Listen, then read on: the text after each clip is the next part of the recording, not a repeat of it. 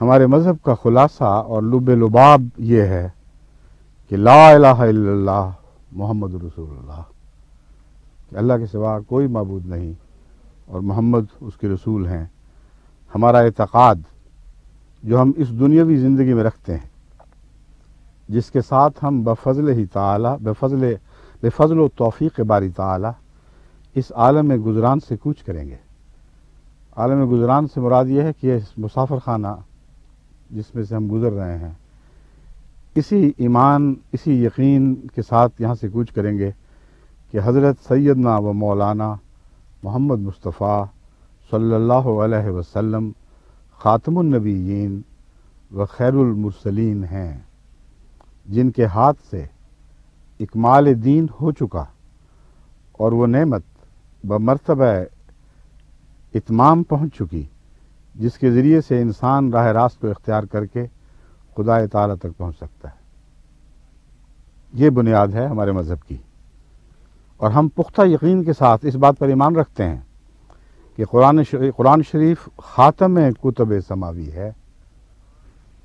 اور ایک شوشہ یا نقطہ اس کی شرائع اور حدود اور احکام اور عوامر سے زیادہ نہیں ہو سکتا اور نہ کم ہو سکتا ہے۔ اور اب کوئی ایسی وحی یا ایسا الہام من جانب اللہ نہیں ہو سکتا جو احکام فرقانی کی ترمیم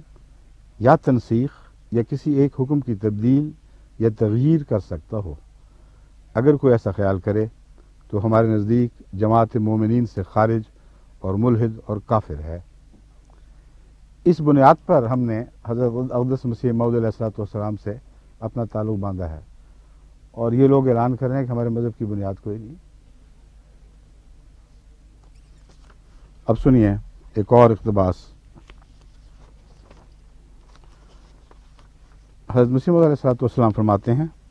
ہم مسلمان ہیں، خدا واحد و لا شریک پر ایمان رکھتے ہیں اور کلمہ لا الہ الا اللہ کے قائل ہیں، اور خدا کی کتاب قرآن اور اس کے رسول محمد صلی اللہ علیہ وسلم کو جو خاتم الانبیاء ہے مانتے ہیں، اور فرشتوں اور یوم البعث اور دوزخ اور بہشت پر ایمان رکھتے ہیں، اور نماز پڑھتے اور روزہ رکھتے ہیں، اور اہل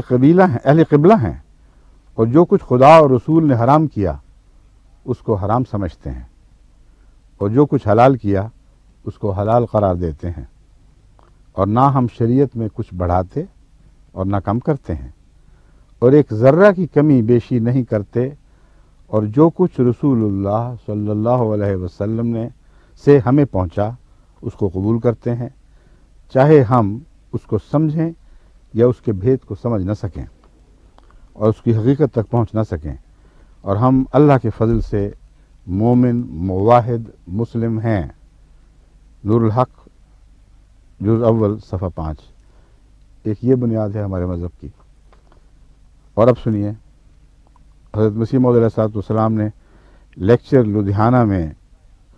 جو ملفوظات جلد صفحہ 324 اور 225 پر چھپا ہوا ہے، اور لیکچر لدھیانہ کے صفحہ 12 ہے، فرماتے ہیں، میں سچ کہتا ہوں اور خدا تعالی کی قسم کھا کر کہتا ہوں کہ میں اور میری جماعت مسلمان ہے، اور وہ حضرت صلی اللہ علیہ وسلم اور قرآن کریم پر اسی طرح ایمان لاتی ہے جس طرح پر ایک سچے مسلمان کو لانا چاہیے۔ میں ایک ذرہ بھی اسلام سے باہر قدم رکھنا ہلاکت کا موجب یقین کرتا ہوں، اور میرا یہی مذہب ہے کہ جس قدر فیوز اور برکات کوئی شخص حاصل کر سکتا ہے اور جس قدر تقرب الی اللہ پا سکتا ہے، وہ صرف اور صرف حضرت صلی اللہ علیہ وسلم کی سچی اطاعت اور کامل محبت سے پا سکتا ہے، ورنہ نہیں۔ آپ کے سوا اب کوئی راہ نیکی کی نہیں۔ پھر فرماتے ہیں، مجھے اللہ جل شانہ کی قسم ہے کہ میں کافر نہیں۔ لا الہ الا اللہ محمد الرسول اللہ میرا عقیدہ ہے، اور ولاکن رسول اللہ و خاتم النبیین پر آن حضرت صلی اللہ علیہ وسلم کی نسبت میرا ایمان ہے۔ میں اپنے اس بیان کی صحت پر اس قدر قسمیں کھاتا ہوں جس قدر خدا تعالیٰ کے پاک نام ہیں اور جس قدر قرآن کریم کے حرف ہیں اور جس قدر آن حضرت صلی اللہ علیہ وسلم کے خدا تعالیٰ کے نزدیک کمالات ہیں۔ ایک ایسا عارفانہ کلام ہے جس کو سننے کے بعد کوئی معمولی بھی فراست رکھتا ہو تو ایسے اعلان کرنے والے کو جھوٹا نہیں کہہ سکتا۔ یہ جو آخری فقرہ میں نے پڑھا ہے، جس قدر آن حضرت صلی اللہ علیہ وسلم کے خدا تعالیٰ کے نزدیک کمالات ہیں، یہ ایک بہت ہی عظیم بات ہے جو آپ نے حضرت محمد رسول اللہ کی سیرت اور آپ کے پاک مقام کو سمجھانے کے لیے ہمارے سامنے بیان فرمائی۔ ہم میں سے بہت سے خیال کرتے ہیں کہ ہم حضرت رسول اکرم صلی اللہ علیہ وآلہ وسلم کے وجود اور آپ کی عظمت کو پہچانتے ہیں، مگر حضرت مسیح موعود علیہ الصلوۃ والسلام یہ اعلان فرما رہے ہیں کہ ہماری پہنچ خواہ آسمانوں کی بلندی تک جا پہنچے، حضرت محمد رسول اللہ کا ایک ایسا مقام ہے جسے اللہ تعالیٰ کے سوا اور کوئی نہیں سمجھ سکتا۔ وہ قرب کا ایک ایسا عرفہ اور منزہ مقام ہے جہاں غیر اپنی تمام تر صلاحیتوں کے باوجود پہنچ نہیں سکتا۔ اس لیے قسم یہ کھائی ہے کہ جتنے اللہ کے حضور محمد مصطفیٰ صلی اللہ علیہ وآلہ وسلم کے کمالات ہیں، میں ان کو گواہ ٹھہراتا ہوں، ان کی قسم کھاتا ہوں، کوئی عقیدہ میرا اللہ اور رسول کے فرمودے کے برخلاف نہیں، اور جو کوئی ایسا خیال کرتا ہے خود اس کو غلط فہمی ہے، اور جو شخص مجھے اب بھی کافر سمجھتا ہے اور تکفیر سے باز نہیں آتا، وہ یقیناً یاد رکھے کہ مرنے کے بعد اس کو پوچھا جائے گا۔ میں اللہ جل شانہ کی قسم کھا کر کہتا ہوں کہ میرا خدا اور رسول پر وہ یقین ہے کہ اگر اس زمانے کے تمام ایمانوں کو ترازو کو ایک پلے میں رکھا جائے اور میرا ایمان دوسرے پلے میں ہو تو بفضل ہی تعالی یہی پلہ بھاری رہے گا۔ کرامات الصادقین صفحہ 25۔ اب بتائیے بنیاد اور کس کو کہتے ہیں؟ اگر یہ بنیاد نہیں ہے تو اور بنیاد ہے کیا؟